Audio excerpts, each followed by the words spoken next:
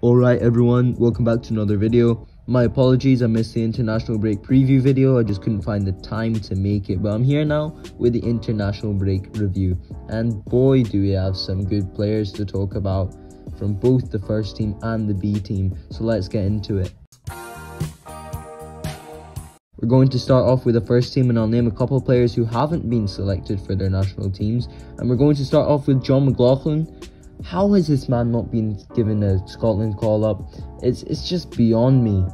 Whenever he puts on the Rangers shirt and gets put in net for Rangers, he performs. And in my opinion, McLaughlin would do a far better job for Scotland than Craig Gordon, David Marshall or Zander Clark.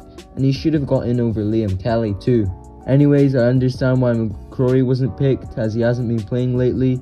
But come on, hopefully McLaughlin gets picked next time. Other than that, Scott Arfield has retired from international duty with Canada, so obviously he didn't play, and Alfredo Morelos' injury concern stopped him from playing for Colombia. Cedric Itten wasn't selected for Switzerland.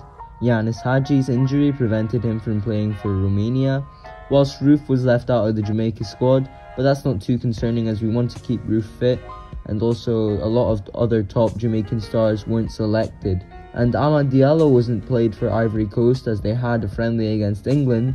And finally, Fashion Sakala's COVID case stopped him from playing for Zambia, and it did affect them as they lost their games. Anyways, let's get on to the players that did actually play. We're going to start with Scotland, as we like to talk about Scotland on this channel, and oh my god, did Scotland frustrate me once again.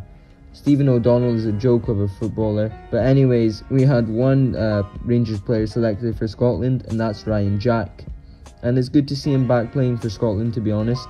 There were two games that Scotland played. Both of them were friendlies. One was against Poland and the other was against Austria. I wouldn't talk too much about the Poland game. It was a 1-1 draw.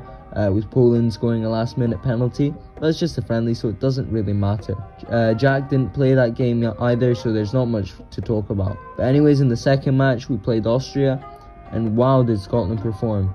Ryan Jack started the game, but nearing the end of the game we were actually looking quite good. Scotland were 2-0 up against a very competent Austria team, but it was when Jack got subbed off when everything went bad. Almost as soon as Jacko came off, Scotland began to play worse and the team shape was gone, causing Austria to make a comeback and score 2 goals, to then draw the game 2-2. By Jack not playing the full game, he won't be at risk for injury or anything. And I'll talk about Patterson briefly actually. He did actually start for Scotland, which is good. Honestly, what a player he is. It's a shame he's not playing for Everton though. He's really, really good. We could actually maybe get a loan move for him in the summer, you know. Now we're going to transfer to the next nation, and that is Wales, where we had Aaron Ramsey playing. And he did actually manage to play, which is good, so he can get the minutes in the tank. But anyways, Aaron Ramsey started in Wales' first game, which was against Austria. And Wales won 2-1 thanks to the oldies Aaron Ramsey and Gareth Bale. I'll speak about Bale briefly. Bale's a class player and deserves to be playing regular football. Ross Wilson, I know you're watching this. Please give this man a Rangers contract. He's not playing for Real, so we could sign him on a free for Rangers, just please. But anyways, yeah, Bale saved Wales, scoring 2 vital goals to give them the hope of qualifying for the World Cup. Wales played another game which was against Czech Republic, but Ramsey didn't play in that game because the Wales manager just wanted to save him for Celtic. The Wales manager even said that the club football matters and they have to be aware of that. Aaron Ramsey was class in the game that he played, and hopefully he can play like that for Rangers. Staying in Britain and moving on to Northern Ireland, where we have the man who ages like fine wine, Mr. Stephen Davis, and he did play, and which is very promising. And this man is a top player. And with Rangers actually recently, he's been suffering apparent injuries, and that's kind of been shown with Northern Ireland, as he didn't play a full 90 minutes for them. And in the first game, Northern Ireland faced Luxembourg away, but Davis was on the bench. Thankfully though, Davis managed to come on with a score at 1-1, but then Davis scored a goal making it 2-1, and then eventually Northern Ireland scored another goal to kill off the game and finish it 3-1. And that's just good to see. It's nice that Stephen Davis is getting game time and that he's scoring, and hopefully he plays for Rangers soon. But anyways, Northern Ireland played another friendly, but this time against Hungary, where Davis did start, but it wasn't particularly a good game as Northern Ireland lost 1-0, with Rangers-linked Roland Salai scoring the goal for Hungary.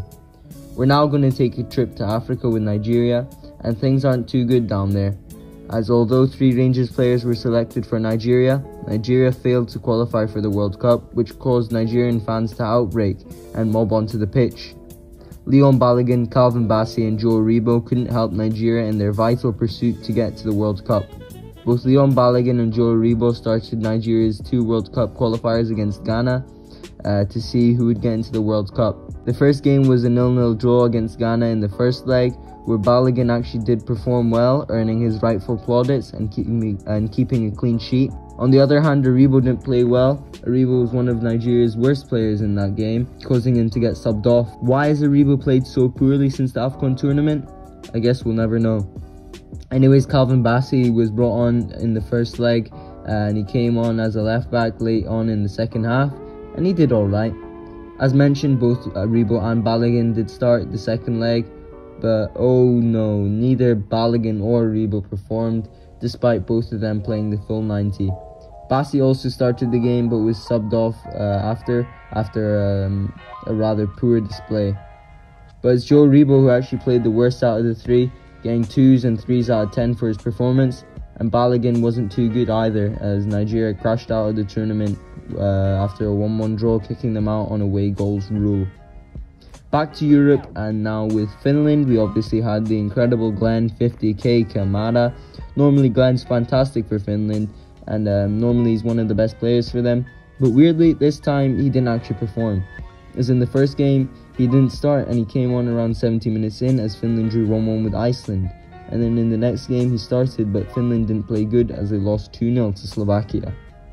Now Sweden and Hollander, he actually only played 1 game, disappointingly, and it was the more important World Cup qualifier, but still he only came on as a sub against Czech Republic in the dying minutes to help Sweden win and go through 1-0. In their other match, they actually lost. Now down to the Balkans with Croatia, and we have Barisic, who played a full 90 minutes for Croatia, and he did actually play good, so why can't he do that for Rangers?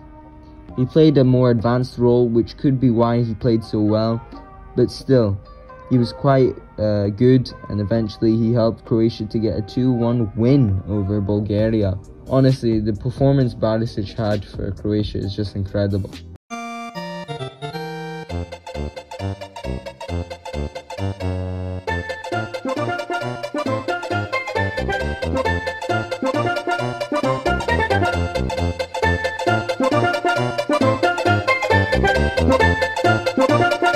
Staying with the first team for the final player, and he's not actually playing senior international football. We have Matthias Zukowski, who meanwhile played 2 games for Poland's under-20s against England and Czech Republic, as he started both matches as a support winger, playing quite high up the pitch, helping Poland to beat England 2-0, but then lost 2-0 to Czech Republic. Yeah, it's good to see that Zukowski's playing. Sadly, it's not the under-21s for Poland, it's only the under-20s, but that's fine. Then meanwhile, I'm going to take a trip to the youth team, where Jacob Pizikas, Greg Allen and Rory Wilson all featured in Scotland's under-17s draw with Czech Republic. Rory Wilson scored Scotland's only 2 goals as Scotland drew 2-2 with Czech Republic. And then for the under-19s, Jay Hogarth, Adam Devine and Alex Lowry featured as they beat Turkey 2-1 with Alex Lowry scoring 2 goals and managing to get an incredible free kick as well. And then Northern Ireland under-19s, Charlie Lindsay managed to help Northern Ireland beat Norway 2-1 as he scored 1 and assisted 1 as well. And then Jacob Pizikas, Rory Wilson, both of them were featured as Scotland lost to under-17s of Germany with Greg Allen on the bench. Scotland's under-17s lost that game 4-0. And then Scotland's under-19s lost 3-0 to Hungary's under-19s with Jay Hogarth, Adam Devine and Alex Lowry all featuring. And then Charlie McCann and Chris McKee played for Northern Ireland as they lost 2-1 to Slovakia. Ross McCausland was on the bench for that match. Ben Williamson, Lewis Mayo and Glenn Middleton played in Scotland under-21's 2-0 loss to Turkey. And now we have Charlie Lindsay, who played against Belgium for Northern Ireland under-19s, and they actually lost that game 2-0. Charlie Lindsay also featured in a 1-0 win for Northern Ireland against Czech Republic. And Chris McKee, Ross McCausland and Charlie McCann featured in Northern Ireland under-21's 5-0 loss to France, which is a bit mental if you ask me. Jacob Pazikas, Greg Allen and Rory Wilson featured in Scotland under-17's 6-1 win against Georgia. Rory Wilson netted Scotland's 4th goal in that match, whilst Jay Hogarth and Adam Devine featured as Scotland under-19s lost 1-0 to Israel after a late goal with Alex Lowry and Cole McKinnon on the bench. And finally, Lewis Mayo and Glenn Middleton featured as Scotland's under-21s drew 2-2 with Kazakhstan in quite cold and tough conditions. Anyway, that's it for now. I think this is the longest video I've ever made. These international videos are kind of fun to make, so hopefully I'll make more like these in the future. That's all for now. Thanks for watching. Bye.